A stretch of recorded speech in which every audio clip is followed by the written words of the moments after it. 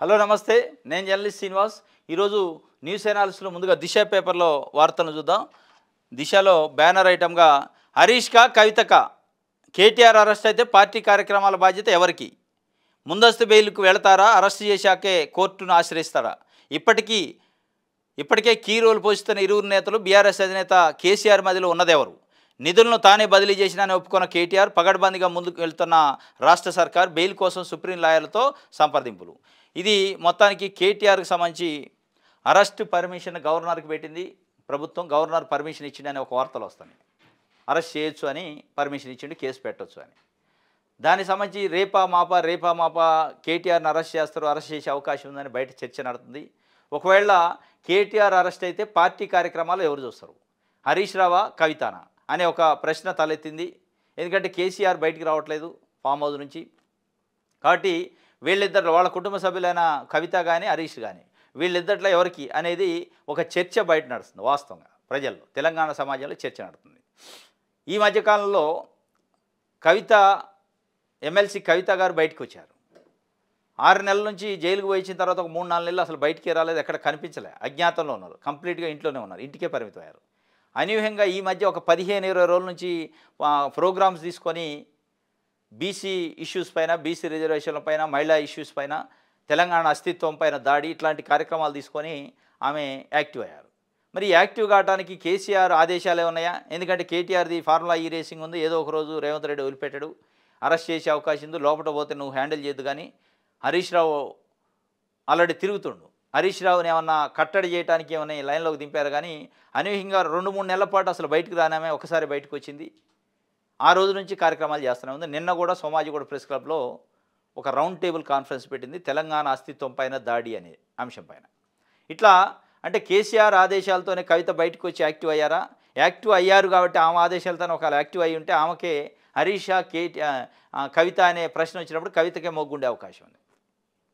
ఇది ఆయన ఒకవేళ అరెస్టు అవుతారా, ముందస్తు బెయిల్ తీసుకుంటారా, అరెస్ట్ అయిన తర్వాతనే తీసుకుంటారా అనేది సుప్రీంకోర్టులో ఉన్న సీనియర్ అడ్వకేట్స్తో కూడా చర్చలు జరుగుతున్నాయట. మొత్తానికైతే ఇప్పుడు కేటీఆర్కి గండం ఉంది. ఇప్పుడు కేటీఆర్ ఒకరు జైలుకు పోవడం జరిగితే పార్టీ కార్యక్రమాలు వీళ్ళు హ్యాండిల్ చేస్తే ఇక వన్స్ గ్రిప్ పోద్ది మళ్ళీ ఆయనకి. ఇది మొత్తానికైతే నడుస్తుందట.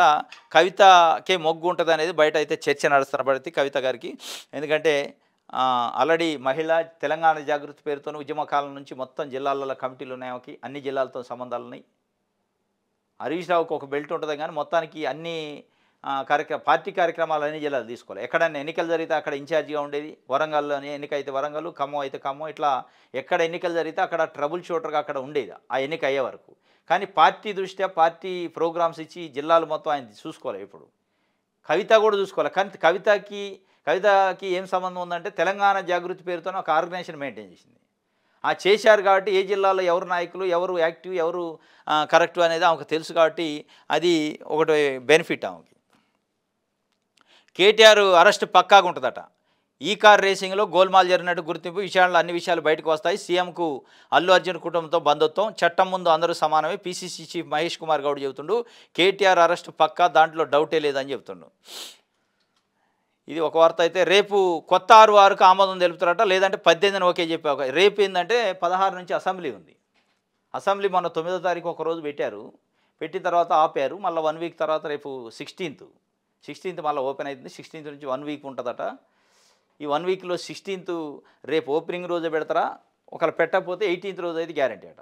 అదే 18th రోజు రైతు భరోసా పైన కూడా ప్రకటన చేస్తారట ముఖ్యమంత్రి గారు. అంటే ఎన్ని ఎకరాల రైతులకు ఇవ్వాలి, ఎన్ని ఎకరాల వరకు లిమిట్ పెట్టుకోవాలి టారిఫ్ అనే విషయాలపైన ఒక క్లారిటీ వస్తుందట. ఏ రకంగా ఇస్తారు, ఏ రకంగా దానికి సంబంధించి కౌలు రైతులకి ఎట్లా, రైతులకి ఎట్లా, పట్టా ఉన్న వాళ్ళకి ఎట్లా, పట్టా లేని వాళ్ళకి ఎట్లా, ఈ విషయాలపైన రేపు 18 నాడు అసెంబ్లీ రేపు స్టార్ట్ అయితే 18 నాడు ప్రకటన రైతు భరోసా పైన వస్తే అదే రోజు మరి 6-6 చట్టం కూడా 2 రైతులకు సంబంధించిన కాబట్టి పెడతారా, లేదంటే రేపు పెడతారా అనేది ఒక చర్చ. రేపు అయితే పెట్టొచ్చు అనేది పెడతారు, రేపు లేదంటే 18 అట. అసెంబ్లీలో ప్రవేశపెట్టేందుకు సిద్ధమైన ప్రభుత్వం. చట్టంలో కొత్తగా 4 ప్రత్యేక అంశాలు ఉన్నాయట. వ్యవసాయతర స్థలాలకు ప్రాపర్టీ కార్డ్స్ అట, భూదారు, అప్పీలు, ట్రిబ్యునల్కి స్థానం. భూదారు ఉంటుందట, అప్పీలు ఉంటుంది, ట్రిబ్యునల్. ఈ 3 అంశాలు plus non agriculture landscape property cards ఇస్తారట. 4 అంశాలు ముఖ్యంగా ఉన్నాయట. సీఎం రేవంత్ రెడ్డి, మంత్రి పొంగులేటి ప్రత్యేక చొరవ చూపారట. సీఎం రెవెన్యూ మంత్రి ప్రత్యేక శ్రద్ధ చూపబట్టే ఆర్ఓఆర్ యాక్ట్ 2024 రూపకల్పనపై మొదటి నుంచి వీళ్ళిద్దరూ ప్రత్యేకంగా శ్రద్ధ పెట్టారట. 20 సార్లకు పైగా ఉన్నత స్థాయిలో సమీక్ష చేశారట. ఈ నెల 16 లేదా 18న ఆర్ఓఆర్కి ఆమోదం లభిస్తుంది మొత్తానికి. అల్లు అర్జున్ విడుదల. శనివారం ఉదయం రిలీజ్ అయిన ఐకాన్ స్టారు దిష్టి తీసి స్వాగతం పలికిన కుటుంబ సభ్యులు అందరి ప్రేమ మద్దతుకు ధన్యవాదాలు. రేవతి కుటుంబాన్ని పరామర్శించి అండగా ఉంటా అని బన్నీ చెప్పిండు. మీడియాకు థ్యాంక్స్ అల్లు అరవింద్. విడుదల ఆలస్యంపై న్యాయ పోరాటం చేస్తా అని లాయర్ అశోక్ రెడ్డి చెబుతుండు. విడుదల ఆలస్యమైందట పాపం. మొన్న అరెస్ట్ అయ్యిండు. 13వ తారీఖు ఆల్ ఆఫ్ సడన్గా అరెస్ట్ చేసి తీసిపోయారు. అరెస్ట్ చేసి తీసిపోయి ఒకవైపు రిమాండ్ ప్రొసీజర్ నడుతుంది, ఇంకొక వైపు హైకోర్టులో వాళ్ళు లంచ్ మోషను పిటిషన్ వేస్తే లంచ్ మోషన్ ఎలో అయింది. అక్కడే ఆర్గ్యుమెంట్ జరుగుతున్న హైకోర్టులో.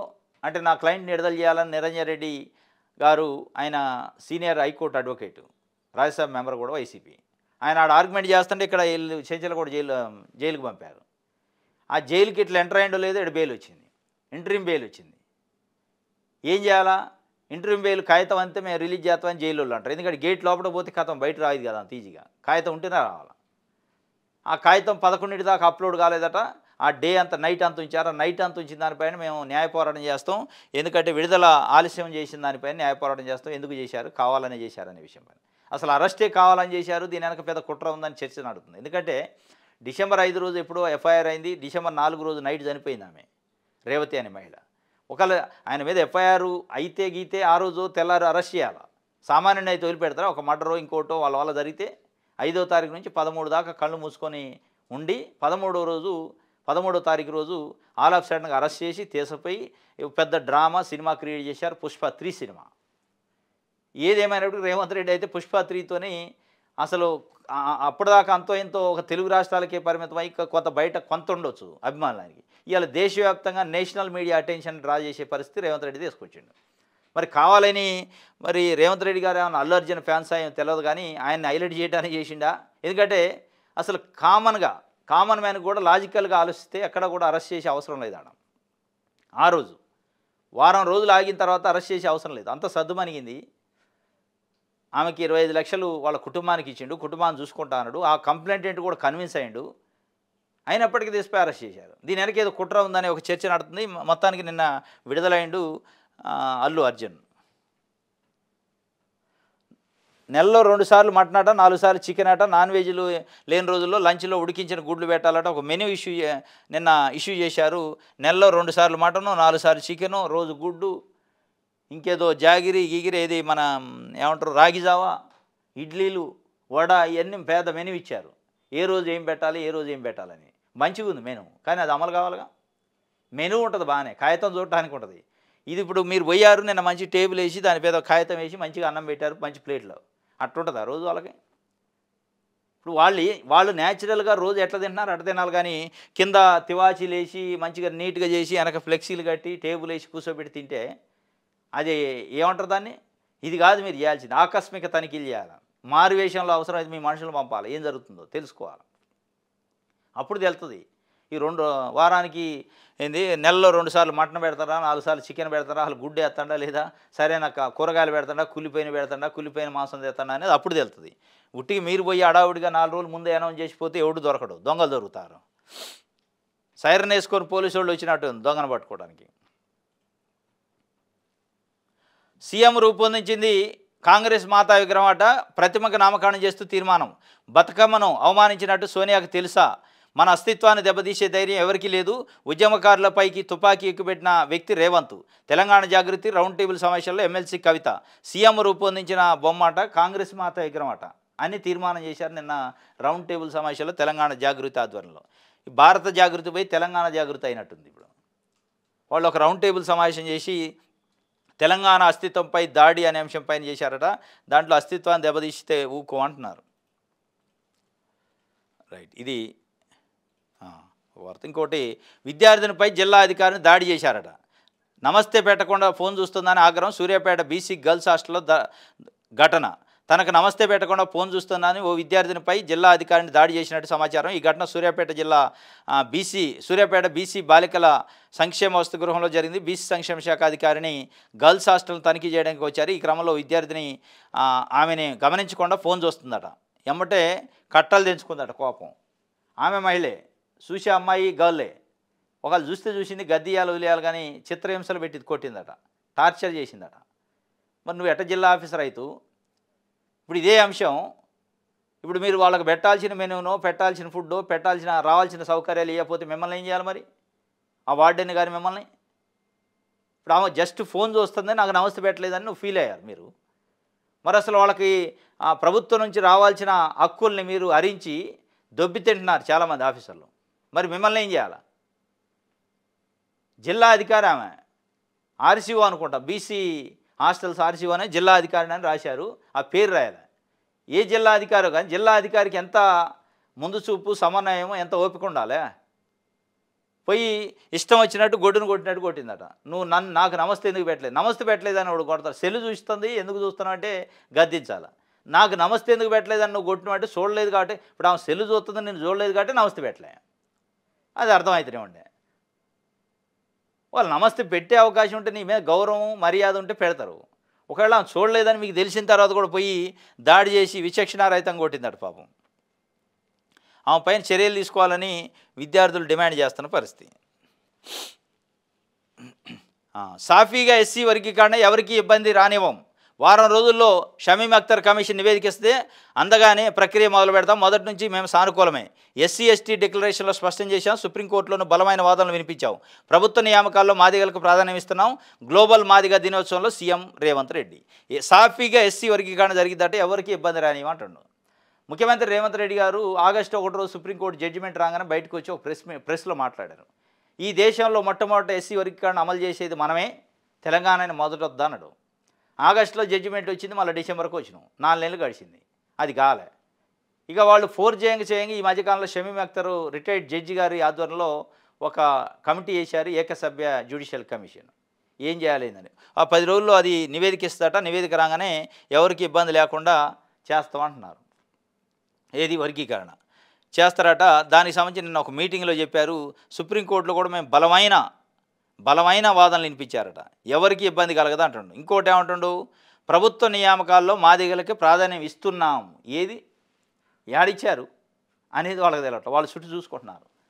ముఖ్యమంత్రి గారు మాట్లాడుతుంటే ప్రభుత్వ నియామకాలలో పదవులలో మాదిగలకు ప్రాధాన్యం ఇస్తానంటే వాళ్ళు ముఖాలు చూసుకున్నారట. నిన్న ఏమో ఒక మంత్రి లేడు మాదిగలకు ప్రాధాన్యత ఇస్తానంటే ఏంది? డైరెక్ట్గా మాదిగ కమ్యూనిటీ నుంచి మంత్రి లేడు ఇవ్వాల. మాదిగ కమ్యూనిటీ నుంచి వేరే కమ్యూనిటీని ఉండొచ్చు, సబ్ కులాలు.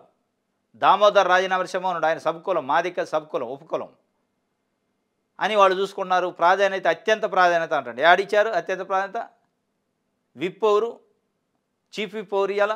మంత్రులు ఎక్కడ ఉన్నారు, అధికారులు ఎక్కడున్నారు పాత్ర అంటే లేదు, ఉటిదే మాటలు చెప్తున్నాను.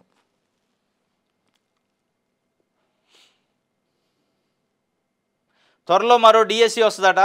6,000 పోస్టులు భర్తీ చేస్తాం. విద్యారంగాన్ని పటిష్టం చేస్తున్నాం. బోనకల్లు హాస్టల్లో కొత్త డైట్కు శ్రీకారం. విద్యార్థులతో కలిసి భోజనం. 10 ఏళ్లలో అధికారంలో ఉన్న ఛార్జీలు పెంచని బీఆర్ఎస్. మేము వచ్చాకే భారీగా పెంచామని డిప్యూటీ సీఎం బట్టి విక్రమార్క చెబుతున్నారు. త్వరలో మరో డిఎస్సి ఉంటుందట ఒక 6,000 పోస్టులతోని. 6,000 ఆల్రెడీ 11,000 పోస్టులు నింపారు. ఇంకొక 6,000 పోస్టులతోని మళ్ళీ ఒక డిఎస్సి తొందరలోనే ఉంటుందట అని బట్టి విక్రమార్క నిన్న ఈ హాస్టల్ బాట కార్యక్రమంలో బోనకల్లు, ఖమ్మం జిల్లా బోనకల్లులో చెప్పిండు. ఇది ఒక గుడ్ న్యూస్. ఎవరైతే టీచర్ అభ్యర్థులు ఉన్నారో, టీచర్లు కావాలనుకునేవాళ్ళు, జనవరి 1 నుంచి తాకట్టు లేకుండా 2 లక్షల వరకు రుణం ఇస్తారట. రైతులకు ఆర్బీఐ తీపి కబరు. తనఖా రహిత రుణ పరిమితి పెంపు జనవరి 1, 2025 నుంచి అమల్లోకి. కొత్త మార్గదర్శకాలకు విస్తృత ప్రచారం. అన్ని బ్యాంకులకు ఆర్బీఐ ఆదేశాలు. సాగు పెట్టుబడిలో రైతులకు ఊరట లభిస్తట. జనవరి 1, 2025 నుంచి 2 లక్షల రూపాయల వరకు ఎట్లాంటి తాకట్టు లేకుండా, ఎట్లాంటి హామీ షూరిటీ లేకుండా లోన్ ఇస్తుందట ఆర్బీఐ. అన్ని ప్రభుత్వ బ్యాంకులకి, అన్ని ప్రైవేట్ బ్యాంకులకి గైడ్లైన్స్ ఇచ్చింది. ఇది ఒక రకంగా రైతులకు తీపి కబరే. నువ్వు అద్దే ఇద్దే అనకుండా డైరెక్ట్గా 2 లక్షల రుణం ఎట్లాంటి ఏది లేకుండా ఇచ్చే, అంటే షూరిటీ లేకుండా, తనఖా లేకుండా ఇచ్చే అవకాశం వచ్చింది. ఇది వాడుకోవాలి జనాలు, రైతులు ముఖ్యంగా.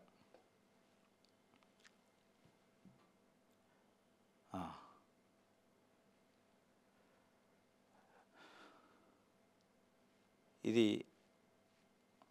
ఒక వార్త. ఆంధ్రజ్యోతి. బడి పెట్టుబడట, ఇది ఖర్చు కాదు, భవిష్యత్ తరాల నిర్మాణం, బహుముఖ ప్రతిభకు కేంద్రాలుగా గురుకులాలు, విద్యకు మరిన్ని నిధులు. చిలుకూరు సాంఘిక సంక్షేమ గురుకులలో ఉమ్మడి డైట్ ప్లాన్లో ప్రారంభంలో సీఎం చంద్రబాబు నాయుడు గారు, మన సీఎం రేవంత్ రెడ్డి గారు చెబుతుండే బడి పెట్టుబడట.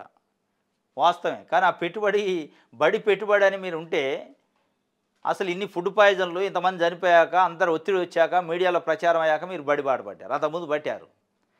దానికి మంత్రి లేడు, బడి శాఖకి, విద్యాశాఖ మంత్రి లేడు. అంటే నా దగ్గరే ఉందిగా, ఏమై నీ దగ్గర ఉంటే ఏది మరి? ఏడ ముందు పడ్డది? యూనివర్సిటీలో అధ్యాపకులు లేరు, ప్రొఫెసర్లు ఇంతవరకు నియామకాలు చేయలేదు, అన్నీ ఖాళీ. ఉస్మాన్ యూనివర్సిటీ, కాకతీయ యూనివర్సిటీ, రాష్ట్రంలో 10 యూనివర్సిటీలో స్టాఫే లేరు. మీ దగ్గర శాఖ ఉందంటారు. సంవత్సరం గడిచిపోయా, నింపుకోలేదుగా. బడి పెట్టుబడే, కరెక్టే, పెట్టుబడే, సమాజానికి భవిష్యత్ తరాలకు పెట్టుబడే, కానీ దానికి తగ్గట్టు ప్రభుత్వాలు వ్యవహరించట్లే. ఏదో నామకే వస్తూ బయట ప్రచారం జరుగుతుంది, వార్తల్లో వస్తున్నాయి కాబట్టి, ప్రతిపక్షాలు అంటనే కాబట్టి పోతున్నారు తప్ప, నిజంగానే కమిట్మెంట్ ఉంటే ఇప్పుడు కాదు మీరు పోవాల్సింది. ఆ వార్తలన్నీ రాకముందే బడి పెట్టుబడి ఏం కథ అని వెళ్తే బాగుండేది. ఇవాళ వెళ్ళారు అంటేనే దాని అర్థం ఒత్తిడి తట్టుకోలేక వెళ్ళినట్టే.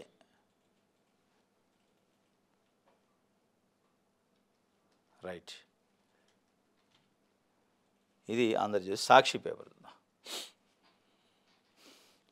నెహ్రూ గాంధీ కుటుంబ పాలనలో రాజ్యాంగానికి గాయమైందట, కాంగ్రెస్పై ప్రధాని నరేంద్ర మోదీ ధ్వజం. ఇప్పటికీ పదే పదే గాయపరుస్తుంది. ఎమర్జెన్సీ మచ్చ ఎన్నటికీ చెరిగిపోదు, రాజ్యాంగంపై చర్చకు బదులిస్తూ నిప్పులు చెరిగిండట ప్రధానమంత్రి. రాజ్యాంగం బలోపేతమే తన లక్ష్యమన్న ప్రధాని, రాజ్యాంగాన్ని నిర్వహించడానికి నెహ్రూ గాంధీ కుటుంబం చేయని ప్రయత్నం అంటూ లేదు. ప్రతి స్థాయిలోనూ రాజ్యాంగాన్ని ఆ కుటుంబం సవాల్ చేసింది. అందుకే 55 ఏళ్ళు అధికారంలో వెలగబెట్టిన నెహ్రూ కుటుంబాన్ని ఓడించి ఇంటిబాట పట్టించామని నరేంద్ర మోదీ చెబుతుంటూ, నెహ్రూ గాంధీ కుటుంబ పాలనలో రాజ్యాంగానికి గాయమైందట. మరి ఆ గాయాన్ని మీరు కూడా దాదాపు ఇప్పుడు మీరు ఒక 10 ఏళ్ళు, వాజ్పేయి గారు ఒక 10 ఏళ్ళు 20 సంవత్సరాలు చేశారు, ఇప్పుడు 20 ఇంకో టర్మ్ నడుతుంది. మరి ఆ గాయాలు మాంచారా? నెహ్రూ గాంధీ కుటుంబం గాయాలే చేసింది అంటున్నారు. అసలు నెహ్రూ గాంధీ కుటుంబమే స్వాతంత్ర ఉద్యమంలో పాల్గొని ఈ భారత రాజ్యాంగాన్ని రూపకల్పనలో పాత్ర ఉందని వాళ్ళు అంటారు. అసలు రాజ్యాంగం పుస్తకాలు పట్టుకొని వాళ్ళు ప్రమాణ స్వీకారం చేస్తున్నారు. ఎక్కడ పోయినా వాళ్ళు పబ్లిక్ మీటింగ్లలో రాజ్యాంగం బుక్ను పట్టుకొని పోతున్నారు, కాన్స్టిట్యూషన్ బుక్ని. మీరు లేదు, మీరే తూట్లు పడుతున్నారు అంటున్నారు. మరి ఎవరు తూట్లు పడుతున్నారు, ఎవరు బాగు చేస్తున్నారు అనేది ఇక జనాలు ఆలోచించుకొని మొన్న ఎన్నికల్లో రిజల్ట్ ఇచ్చారు, తగ్గించారు మీకు సీట్లు. మీరు ఈ తూట్లు పొడిచే కార్యక్రమం తగ్గించి ఇంకోటి మీద నింద లేకుండా మీరేం చేస్తారో, ఆ గాయాలు నిజంగానే గాయాలు అయితే గాయాలకు మందు ఏం వేస్తారో వేయండి. మనుస్మృతి మద్దతుదారులట, బీజేపీ ఆర్ఎస్ఎస్పై కాంగ్రెస్ అగ్రనేత రాహుల్ గాంధీ విసురులు. రాజ్యాంగాన్ని విమర్శించిన సవర్కర్ మనుస్మృతి ప్రకారమే దేశం నడవాలన్నారు. మనుస్మృతి మద్దతుదారులట, మిగతా వాళ్ళట రాజ్యాంగాన్ని గౌరవించిన వాళ్ళు మనుస్మృతి మద్దతుదారులట. మళ్ళీ ఈయన ఈ కొత్తది పట్టుకుండు, మరి మనుస్మృతి ఏందో. అది మతాలను రెచ్చగొట్టుకుంటే పొలిటికల్గా అంత ఈజీ కాదు సస్టైన్ కావటం. నువ్వు మనుస్మృతి అన్నావంటే హిందూ ఓట్లు దూరం అవుతాయి. గవర్నర్ అనుమతితోనట బీఆర్ఎస్ అలర్ట్ అయిందట. ఫార్ములా ఈ వ్యవహారంలో కేటీఆర్ నోటీసులు ఇస్తారని ప్రచారం.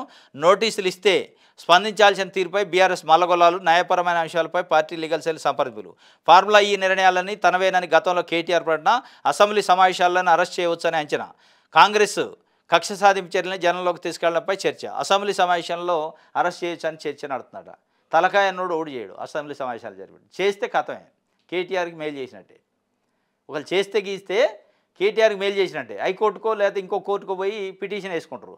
నేను అసెంబ్లీలో సభ్యుడిని, నా హక్కుని హరిస్తున్నారు, నేను చర్చ పెట్టాలి, ప్రజల గురించి, నా నియోజకవర్గం ప్రజల గురించి మాట్లాడేది ఉంది, మాట్లాడుతాననే ప్రభుత్వం కక్ష కట్టి అరెస్ట్ చేసింది, నాకు బెయిల్ ఇవ్వండి అంటే ఇస్తుంది కోర్టు. ఈజీ ఆడ. ఆయన మెంబర్ కాబట్టి ఇక ఆ ప్రొవిజన్ ఆయనకి ఉంది.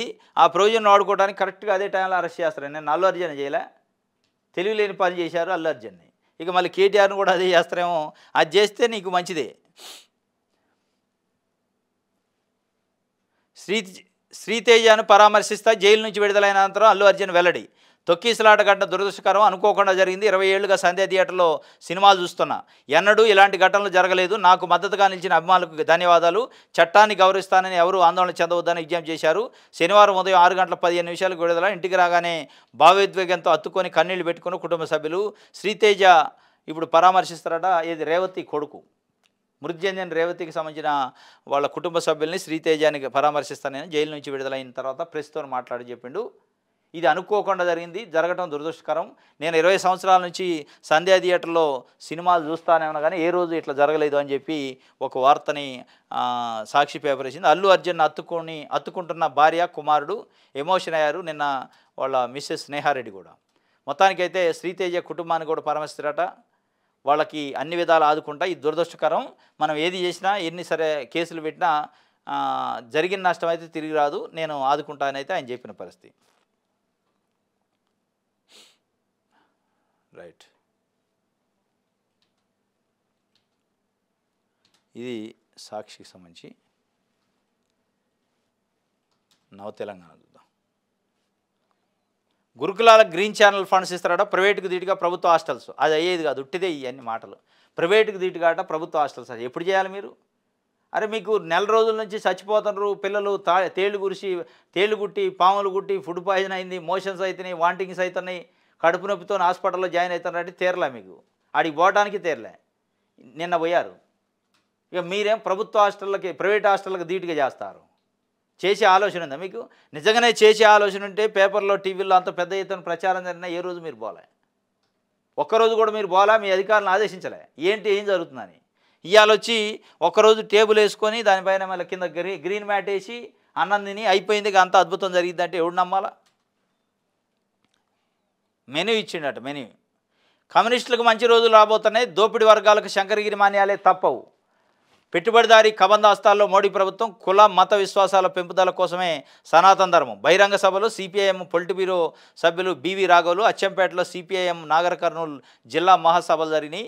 అందులో ఆయన చెప్తుండు కమ్యూనిస్టులకు మంచి రోజులు రాబోతున్నాయట, దోపిడీ వర్గాలకు శంకరగిరి మాన్యాలు తప్పవట. మరి ఇప్పుడైతే చూడాలి. చిరుతదాడిలో మహిళకు గాయాలైన ఆదిలాబాద్ జిల్లా బజార్ హత్నూర్ మండలంలోని డేడ్రా గ్రామంలో ఘటన. చిరుతపులి పాపం మహిళపైన దాడి చేసింది, ఎట్లా ప్రాణాలతో బయటపడదు. అదృష్టం ఉంది, భూమి మీద నౌకలు ఉన్నాయి. ఆదిలాబాద్ జిల్లాలో జరిగింది, ఈ మధ్య కాలంలో కూడా జరిగింది. తెల్లవారుదాని 5 గంటల ప్రాంతంలో బయటికి వెళ్తుందట, అప్పుడు వచ్చి పులి దాడి చేసిందట. ఈ అటవీ ప్రాంతంలో ఉన్న వాళ్ళకి పాపం ఇదొక ఎప్పుడు ప్రాణాలు పోతాయో తెలియదు, ఎప్పుడు ఏ పులో ఏదో చిరుత వచ్చి దాడి చేద్దో తెలియదు. వెంటనే హాస్పిటల్ తరలించారు. అటవీ శాఖ వాళ్ళు ఇది కొంత నష్టపరిహారం ఒక 10,000 ఏదో హాస్పిటల్ ఖర్చులు కూడా ఇచ్చారట.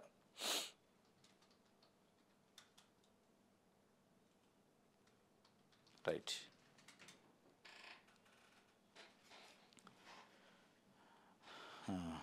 ఈ వెలుగు చూద్దాం. రాజ్యాంగంపై బీజేపీ దాడి మనుస్మృతిని అమలు చేయాలని సవర్కర్ అన్నారు రాహుల్ గాంధీ. కేంద్రం ఎస్సీ ఎస్టీ ఓబీసీల బొటన వేళ్లు నరుకుతున్నదని ఫైర్ అయిండు రాహుల్ గాంధీ.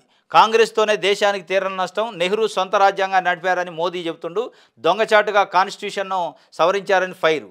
ఆయన కాంగ్రెస్తోనే దేశానికి తీవ్ర నష్టమైంది, నెహ్రూ సొంత రాజ్యాంగాన్ని అమలు చేసిండు, ఇందిరాగాంధీ సొంత రాజ్యాంగాన్ని అమలు చేసిందని మోడీ చెబుతుండు. లేదు రాజ్యాంగం పైన బీజేపీ దాడి చేస్తుందని అని చెప్తుండు. ఈ దాడి ఏంగానే ప్రజల గురించి వాళ్ళు చర్చ నడవట్లే.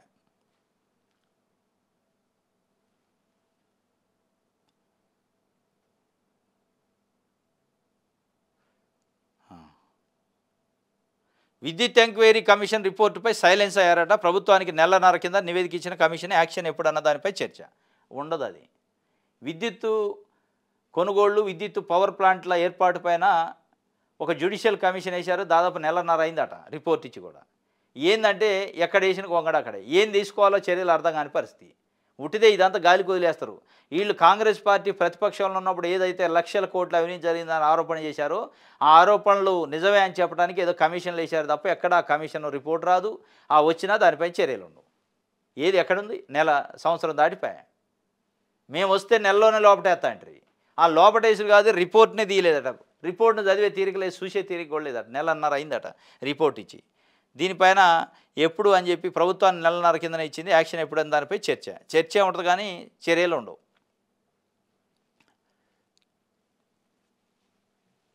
రైట్, మన తెలంగాణ మాదిగలకు ఇబ్బంది రాకుండా ఎస్సీ వర్గీకరణ చేస్తాం, ప్రభుత్వ నియామకాల్లో మాదిగలకు ప్రాధాన్యం. వర్గీకరణపై సుప్రీం తీర్పులో రాష్ట్ర ప్రభుత్వాందే కీలకం పాత్ర. వారంలో ఎస్సీ వర్గీకరణపై సమీమ్ అఖ్తర్ కమిషన్ నివేదిక. మాదిగలకు న్యాయం చేసే బాధ్యత నాది. న్యాయపరమైన చిక్కులు రాకుండా అమలు చేయడం కోసం ఉత్తమ నేతృత్వంలో కమిటీ ఏర్పాటు చేశాం అని చెప్పి గ్లోబల్ మాదిగ డే 2024 కార్యక్రమంలో ముఖ్యమంత్రి రేవంత్ రెడ్డి గారు చెప్పిండు. మాదిగలకు ఇబ్బందులు రాకుండా ఎస్సీ వర్గీకరణ చేస్తారట, అది నాది బాధ్యత అంటాడు. మరి ఇది ఎప్పుడు చేస్తారని చెప్పలే.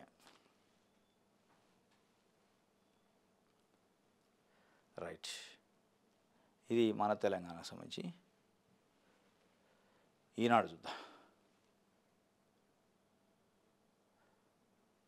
భాజపా అగ్రనేత అద్వానికి అస్వస్థత అయిందట, ఐసీయూలో చికిత్స పొందుతుండు అపోలో ఆసుపత్రి ఢిల్లీలో. ఆయన 96 సంవత్సరాల వయసు. దాదాపు చాలా సంవత్సరాల నుంచి ఆరోగ్య సమస్యలతో ఇంట్లోనే ఉండకుండా బయటకు వచ్చే పరిస్థితి లేదు. నిన్న సీరియస్ అయిందట, అపోలోలో ట్రీట్మెంట్ తీసుకుంటుండు అని చెప్పి ఒక వార్తని అద్వానీ గురించి ఇచ్చారు.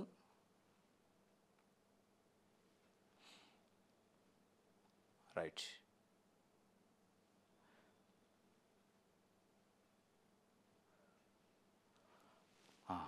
14 సంవత్సరాలు దక్కిందట న్యాయం. 14 సంవత్సరాలు ఫైట్ చేస్తే దక్కిందట. తల్లి కూతుళ్లకు 1.99 కోట్ల పరిహారం అందజేత high court legal service committee Lok Adalat కేసులలో పరిష్కారం. రోడ్డు ప్రమాదంలో చనిపోయిన వ్యక్తి భార్య కుమార్తెకు 14 ఏళ్లకు న్యాయం దక్కింది. శనివారం హైకోర్టు లీగల్ సర్వీస్ కమిటీకి నిర్వహించిన జాతీయ లోక్ అదాలత్లో వారి కేసును పరిశీలించి 1,99,00,000 చెక్కును అందజేశారు. అంటే 2 కోట్లు దాదాపు. 2010లో రోడ్డు ప్రమాదంలో భర్త నందకిషోర్ రెడ్డి మృతి చెందగా 2 కోట్ల పరిహారం కోసం మోటారు వాహనాల ప్రమాద కేసుల ట్రిబ్యునల్లో ఆయన భార్య పి శ్వేత, కుమార్తె సుదీక్షణ్, నందిని రెడ్డిలు పిటిషన్ దాఖలు చేశారు. దీనిపై సుదీర్ఘకాలం విచారించిన ట్రిబ్యునల్ ఈ ఏడాది జూన్లో 1,08,00,000 పరిహారానికి మాత్రమే చెల్లించాలని లారీ యజమాని బజాజ్ ఇన్సూరెన్స్ అధికారులకు ఆదేశిస్తూ ఉత్తర్వులు జారీ చేసింది. దీనిపై బాధితులు హైకోర్టును ఆశ్రయించాలని నిర్ణయించారు. ఈ నేపథ్యంలో హైకోర్టు లీగల్ సర్వీస్ కమిటీ ఆధ్వర్యంలో నిర్వహించిన లోక్ అదాలత్లో హైకోర్టు న్యాయమూర్తి జస్టిస్ సూర్యపల్లి నంద, మాజీ న్యాయమూర్తి జస్టిస్ జి శ్రీదేవిలతో కూడిన ధర్మాసనం విచారణ చేపట్టి వారి కేసును పరిశీలించి ఇరుపక్షాల మధ్య కుదిర్చిన రాజీ కుదిర్చి బాధితులకు 1,99,00,000 చెక్కును పరిహారంగా ప్రకటించింది. ఈ మొత్తాన్ని న్యాయమూర్తుల చేతుల మీదుగా అందజేసినట్టు హైకోర్టు లీగల్ సర్వీస్ కమిటీ కార్యదర్శి శాంతి వర్ధిని తెలిపారు. ఇది తల్లి కూతురు ఫైట్ చేశారట 14 సంవత్సరాలు, 14 ఏళ్ళు. 2010లో యాక్సిడెంట్ అయింది, 2024లో తీర్పు వచ్చింది. లోయర్ కోర్టు 1,08,00,000కి ఇచ్చిందట జడ్జిమెంట్ డిగ్రీ. అది నచ్చక వీళ్ళు 2 కోట్లు కావాలని హైకోర్టులో పిటిషన్ వేస్తే హైకోర్టు నిన్న లోక్ అదాలత్లో రాజీ కుదిరించి 1,99,00,000 రూపాయలు వాళ్ళకు పరిహారంగా ఇచ్చింది. ఇది ఒక కేసు. ఇది ఈనాడుకు సంబంధించి. ఇది రోజు న్యూస్ ఎలర్స్. రేపు తాజా వార్తలతో తిరిగి కలుసుకున్నాం. Thank you.